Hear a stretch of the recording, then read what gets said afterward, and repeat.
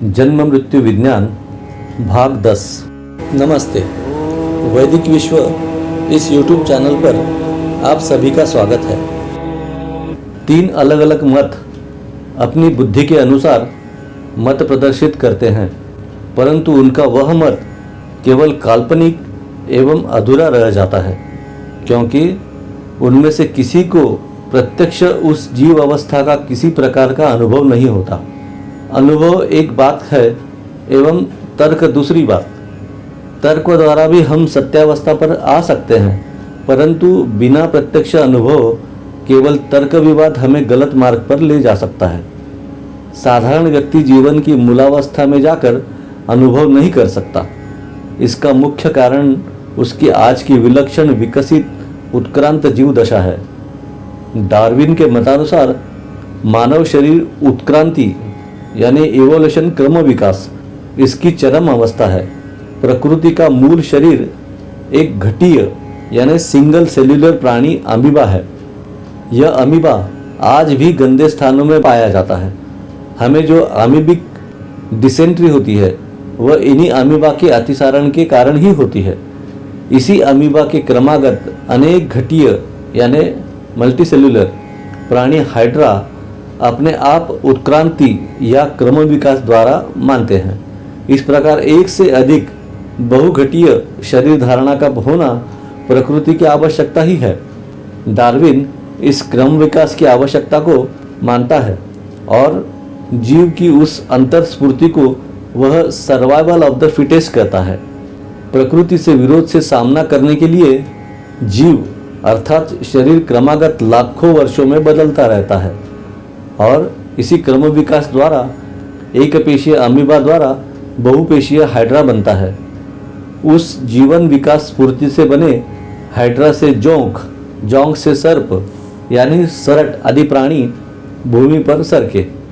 उधर पानी में हाइड्रा से जेली मत्स्य, मेंढक, जल अश्व एवं हाथी जैसा विशाल प्राणी बना है। सरट आदि प्राणियों से सस्तन प्राणी, जिसमें कि गाय से लेकर मानव तक सब प्राणी उत्पन्न हुए हैं। विरोधी परिस्थिति में अपना जीवन सुचारू रूप से चलाने के लिए प्रकृति द्वारा ही क्रम विकास संपन्न हुआ और करोड़ों वर्षों से सतत गति विकास के कारण आज का मानव उत्पन्न हुआ है। डार्विन का यह क्रम विकास दर्शन अनेकों को मान्य नहीं है, कारण जड़ों से बना हुआ शरीर अपनी ही जड़ अवस्था द्वारा क्रम विकास किस तरह करेगा, इसमें विद्वानों को एक आशंका है। डार्विन शरीर को ही सर्वस्व मानता है। उसे जीव और शरीर यह 2 विभिन्न अवस्थाएं मान्य नहीं है। इसलिए जड़ शरीर अपनी ही प्रकृति में बरतेगा और अपनी ही विकास आवश्यकता अनुसार स्वयं में परिवर्तन करेगा। यह संभवनीय नहीं लगता। विकास की कल्पना के लिए सारवृद्धि की एवं चयनीय तर्क की आवश्यकता रहती है। कौन सी स्थिति अच्छी एवं कौन सी स्थिति बुरी, इसका निर्णय जड़ावस्था नहीं कर सकती। ऐसा होता है तो आज के सब अमीबे अन्य अमीबों के जैसे अमानव बन जाते, परंतु आज भी अमीबा दिखते हैं। इसका आशय यह है कि केवल क्रम विकास द्वारा शरीर उन्नत बनता है, यह बात ग्राह्य नहीं मानी जा सकती।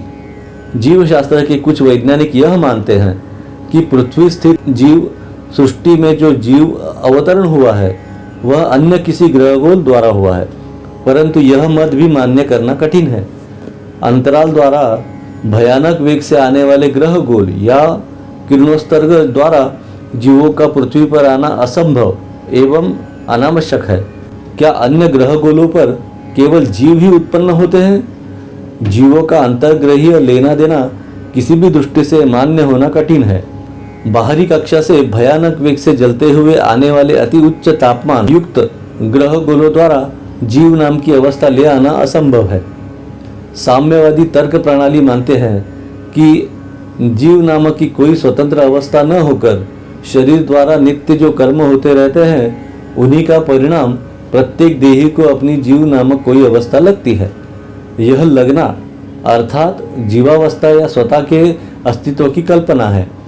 फिर इसी कल्पना से तार्किकों ने जीव, आत्मा एवं परमात्मा अवस्थाएं मान ली है।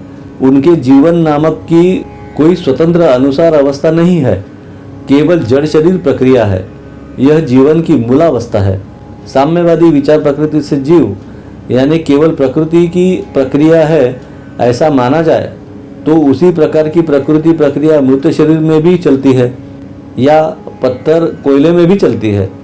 फिर पत्थर कोयला एवं मृत शरीर जीवित क्यों न माना जाए? इसका उत्तर देना जड़वादियों के लिए आसान नहीं है। केवल रासायनिक प्रक्रिया को ही यदि जीवन या जीव माना जाए तो आम्ल की किसी प्रकार पर जो प्रक्रिया होती है उसे भी जीव या जीवन मानना पड़ेगा। परंतु इस प्रकार की रासायनिक प्रक्रिया को जीव या जीवन मानने के लिए जड़वादी या साम्यवादी भी तैयार नहीं होंगे। जीव इतना सरल अवस्था नहीं है जितनी कि हम मानते हैं। फिर से मूल मुद्दों पर आना, अर्थात जीव चैतन्य शक्ति का संस्कारमय सांचा है। शरीर का क्रम विकास होता है पर उस अनुपात में चैतन्य शक्ति पर भी संस्कारों द्वारा क्रम विकास घटित होता है। मानवीय जीव निम्न स्तर के जीवों से या जीवात्माओं से कई गुना उच्च रहता है। जीवात्माओं में भी शरीर विकास के अनुसार श्रेणियां रहती है। इतना ही नहीं वरन मानव की जीवात्माओं में तथा उनके संस्कारगत कर्म में अधिक अंतर रहता है। उच्च संस्कार युक्त जीवात्मा निम्न संस्कार युक्त जीवात्मा से उच्च होती है। वैदिक क्रम विकास डार्विन के अनुसार केवल शरीर का ही नहीं वरना शरीर के साथ जीवात्मा का भी होता है। भारत की प्राचीन विद्या योग साधना के प्रसारण हेतु इस चैनल की निर्मित की गई है। जानकारी अच्छी लगे तो सब्सक्राइब कीजिए, शेयर कीजिए। धन्यवाद।